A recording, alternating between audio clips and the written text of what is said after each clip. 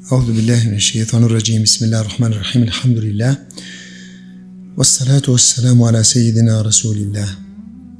Od Ebu Katade radijallahu anhu se prenosi da je Rasulullah sallallahu alaihi wa sallam rekao: prvak među ljudima je onaj ko im služi. U drugoj predaji: prvak među ljudima u zajednici na putovanju je onaj ko bude služio, a onaj ko prednjači sa uslugom ne može ga prestići niko sa bilo kojim dobrim djelom osim sa šehadetom, dakle kada preseli kao šehid. Služenje na Allahovom putu, braćo i sestre, je jedan od najbržih načina da čovjek osjeti slast u robovanju. A inače pravilo kod ljudi nekako glasi: svak voli da bude uslužen. Svak voli da bude da ga cijene drugi, da ga drugi služe, da mu drugi budu sluge. Naupačke nekako ide. A u hadisu je, dakle, prvak postaje upravo onaj ko služi drugom. Bude na usluzi. Služenjem pokazuje poniznost radi Allaha. Onom kome nije mrsko da on uvijek se stavi na raspolaganju, da bude sluga braći radi Allaha, on najbrže, dakle, ostvaruje svoj cilj. Ljudi su se takmičili ko će koga više da služi, a danas se takmiče ko će da bude uslužen. I pravi firmu da bi bio uslužen. Dakle, pravi svoj rating samo da bi ga služili, da mu serviraju. Tako se ne postiže. On nikad neće biti prvak među ljudima. On će biti prvak sve dotle dok ima pare. Čim nema pare, gotovo, nikoga neće poštovati cijeniti. Dakle, a onaj ko inače služi, on će sigurno biti uslužen. Jer rečenica koja se inače spominje od velikana: men hadime hudime, onaj ko bude služio bit će uslužen. Dakle, najmanje bit će sigurno uslužen od meleka. Dakle, meleki njemu se stavljaju na uslugu. A u ostalom pričali smo da i sama riječ, ministar znači sluga. Subhanallah. Ministar, sluga. Allah. Znam sad neko ministar reče: gdje si slugo?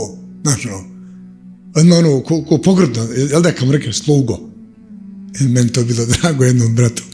Da mu rekao: hajde slugo vamo da te upoznam s ljudima. Znaš, kontekst, koji je ovaj sad sluga? Ministar, znaš. Ministar. Allah akbar, on je postavljen da služi narodu, da se narodu stavi na raspolaganje, da njima kad završi sve što im je potrebno, ako sebi stigne, to je ministar i po, pravi sluga. Takav biva uslužen i on sa svojim služenjem nema djela kojim ga može stići. Niko. Nema kakvo drugo djelo, dakle, kojim se može postići Allahovo zadovoljstvo kao služenjem. Da bi odmah hadis iza toga: men la jehtemme bi emril muslimine felejse minhum, onaj koga se ne tiče stanje, problem muslimana, nije, kaže, on od njih. Subhanallah. U drugoj predaji: nije od nas onaj koga se ne tiče stanje vjernika, stanje muslimana. Dakle, a u čemu je riječ? Znači, o usluživanju, pa kad vidiš problem kod nekoga, znači ti stavi na raspolaganje sve ono što imaš, sve ono što ti dato, čim čuješ problem, odmah vidiš šta je čime ti možeš ponuditi da se riješi taj problem. Jesu to pare? Je to priča? Je to nekog da zovneš da on odradi? To je usluživanje pravo. Ako se ne interesuje, on kaže: nije od nas. Subhanallah. Subhanallah. I onda dalje ide hadis: a onaj ko ne osvane i ko ne omrkne, savjetujući radi Allaha i njegovog poslanika i Allahove knjige i radi nasljednika imama, dakle, koji je dobio zadaću, dakle, da mu pomogne da se širi ta misija i da, kaže, savjetuje, kaže, svim muslimanima, da njima se stavi na raspolaganje savjetujući, kaže, i on nije od nas. Subhanallah. Vidite kako, ako neko pita: da mi je stepen, da mi je da osjetim slast u vjerovanju. Samo služi, budi sluga. Budi sluga radi Allaha. Subhanallah, nekako danas ljudi kontaju da je neki stepen da ima u društvu, treba nešto veliko da uradi da bi on dobio nešto. Ne, sasvim jednostavne stvari. Okreni cipele, evo ti, drži, olakšaj.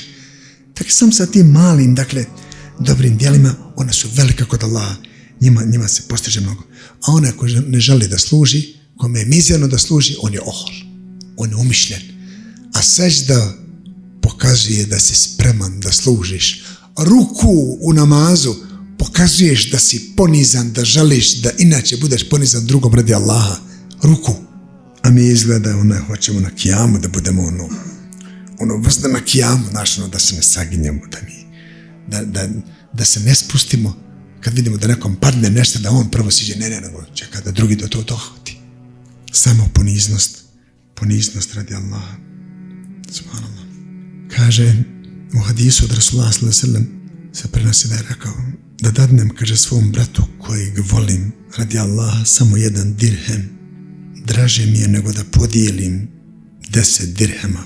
Da dadnem bratu kojeg volim radi Allaha 10 dirhema, draže mi je to nego roba da oslobodim. Subhanallah. Sve je vezano za brata. Kako da mu olakšaš? U hadisu isto tako se spominje da Rasulullah sallallahu alejhi ve sellem kaže, doista onaj ko voli žrtvuje sve, kaže, sa onim koga voli radi Allaha. Znači, ili zbog onoga koga voli radi Allaha žrtvuje sve. Ako voliš, dokaži da si spreman da žrtvuješ sve za njega radi Allaha. Da mu se stavljaš na raspolaganje. Molim Allaha da nas učini od onih koji će istinski da budu prvaci služeći jedni drugi radi Allaha, i molim ga da nas počasti proživljenjem u društvu Muhammeda sallallahu alejhi ve sellem. Amin ja rabbel alamin. Salavat selam na Rasulullah sallallahu alejhi ve sellem. Njegovu časnu pored sve ashabi radi Allaha. Al-Fatiha.